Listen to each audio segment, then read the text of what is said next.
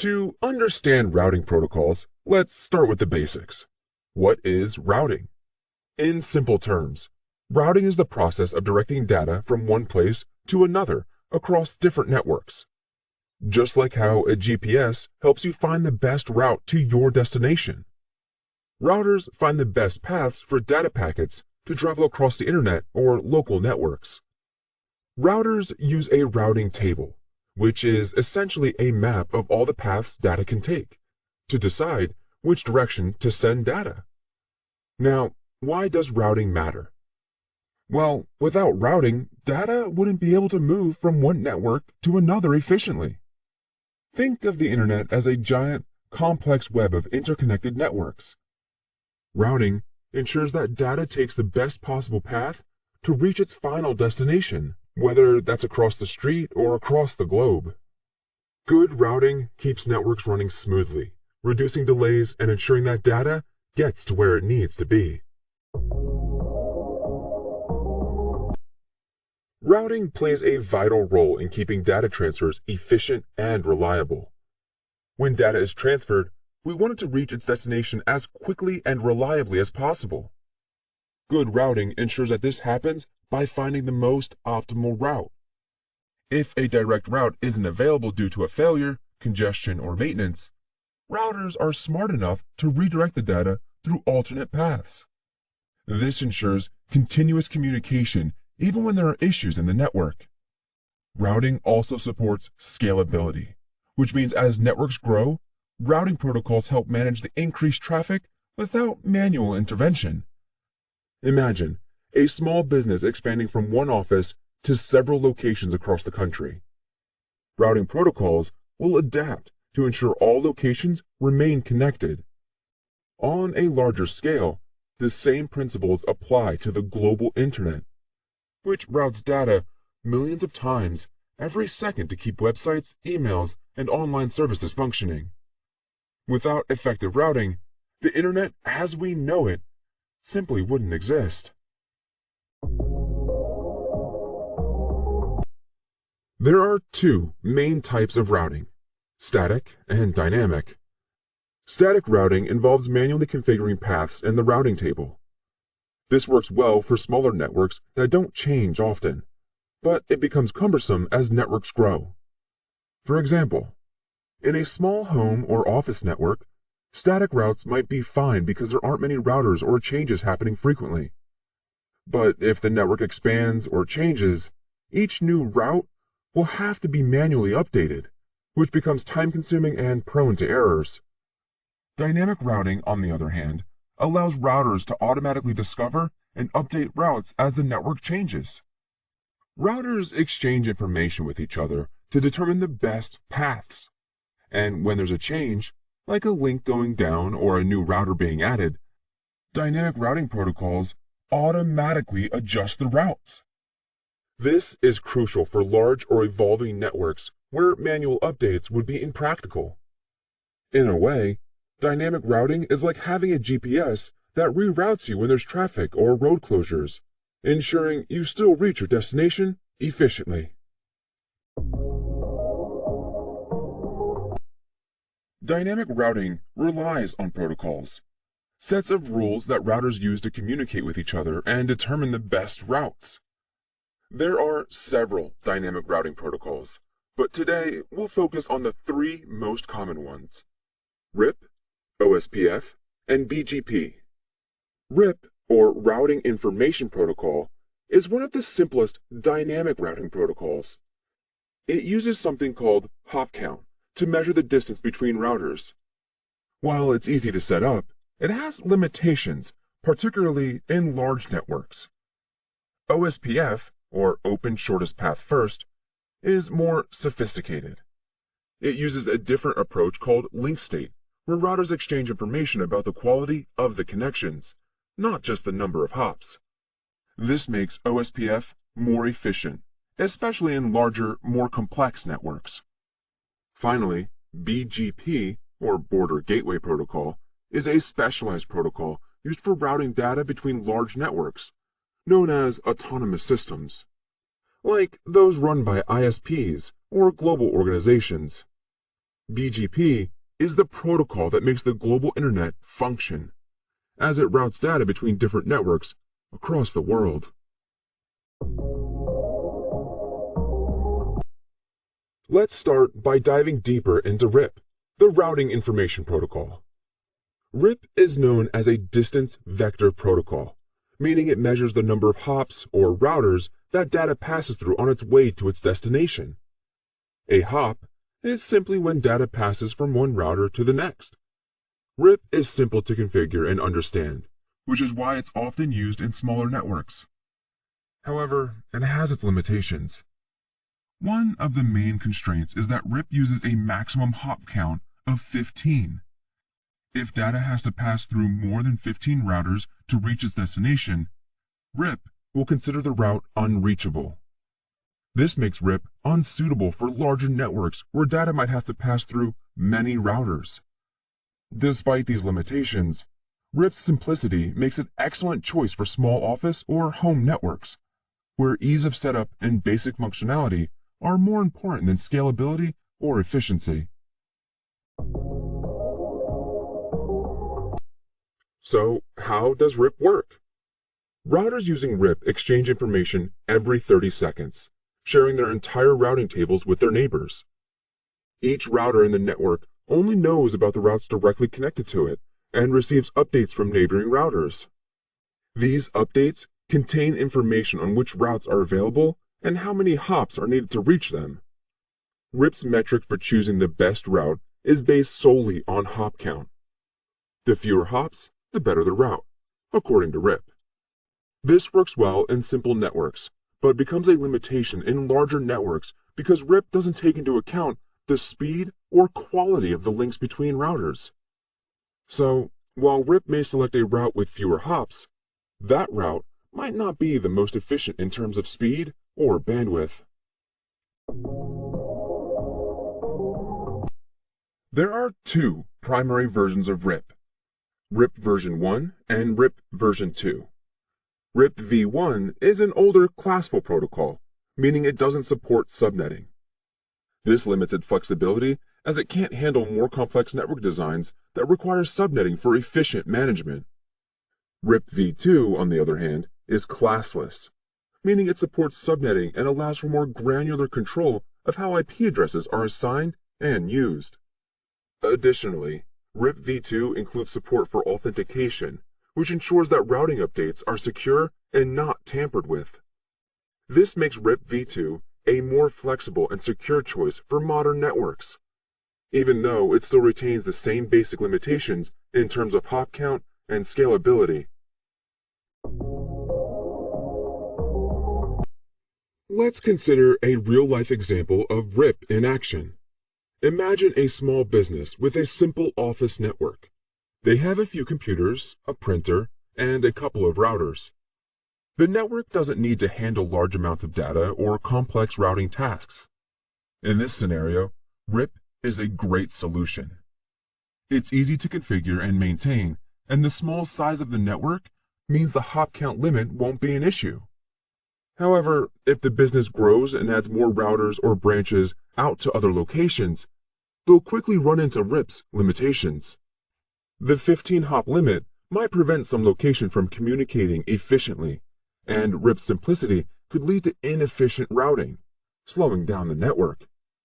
At that point, they might need to consider upgrading to a more advanced protocol, like OSPF. Now, let's move on to OSPF, or Open Shortest Path First.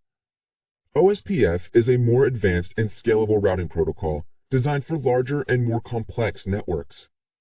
Unlike RIP, which uses hop count, OSPF is a link state protocol.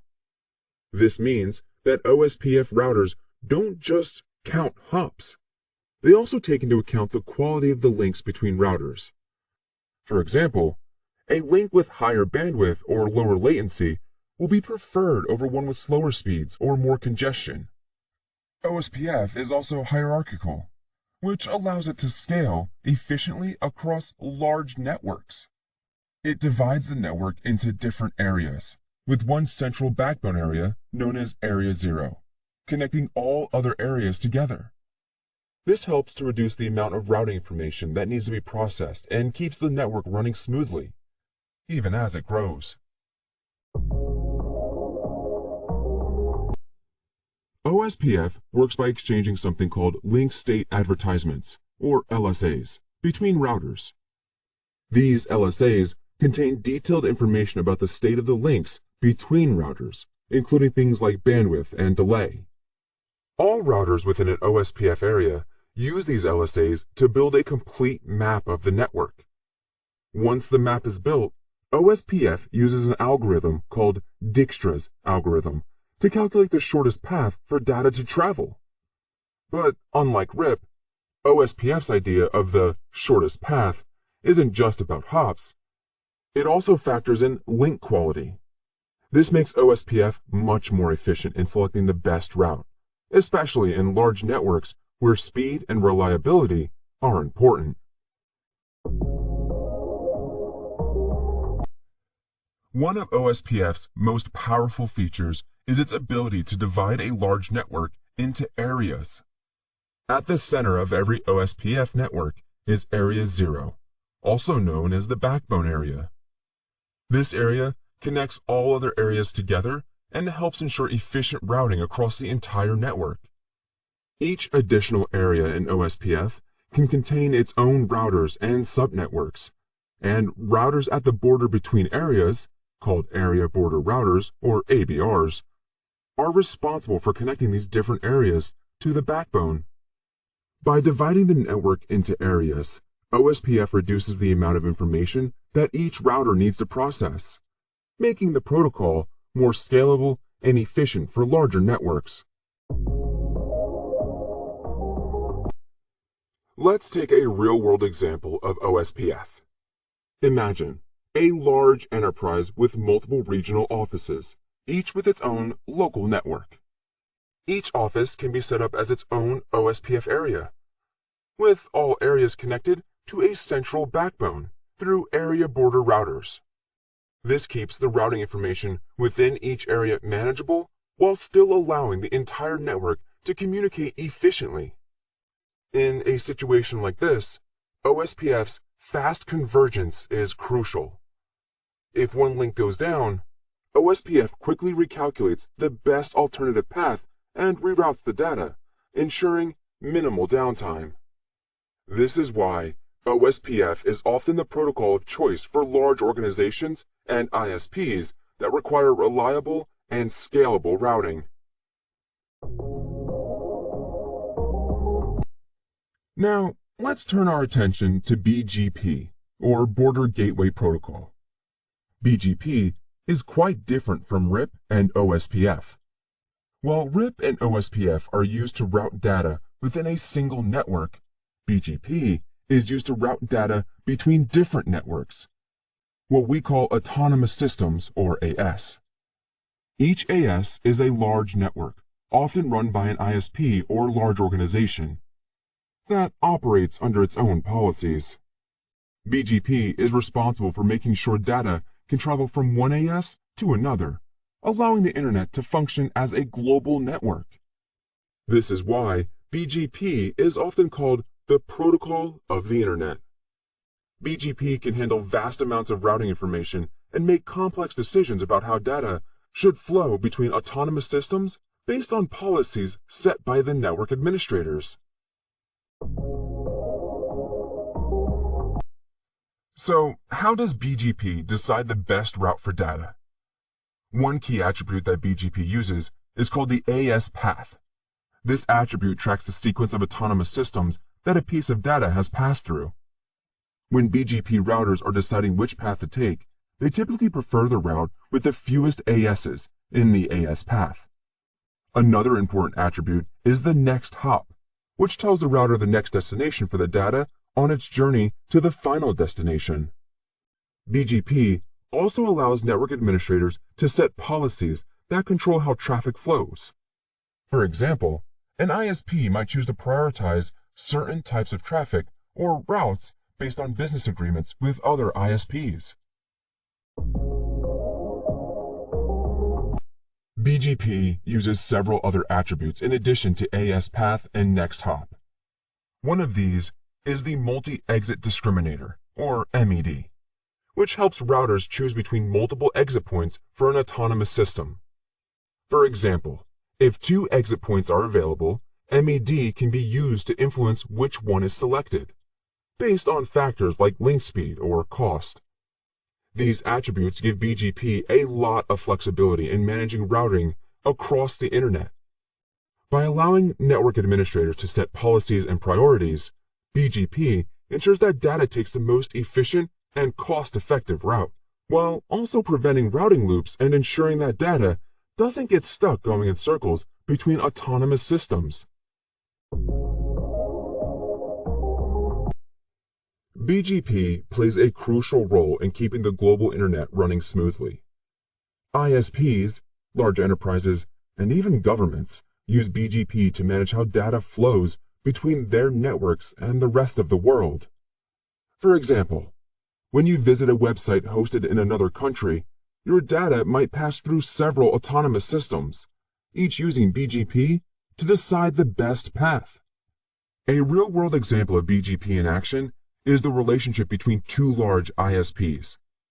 Let's say ISP A is based in North America, and ISP B is based in Europe.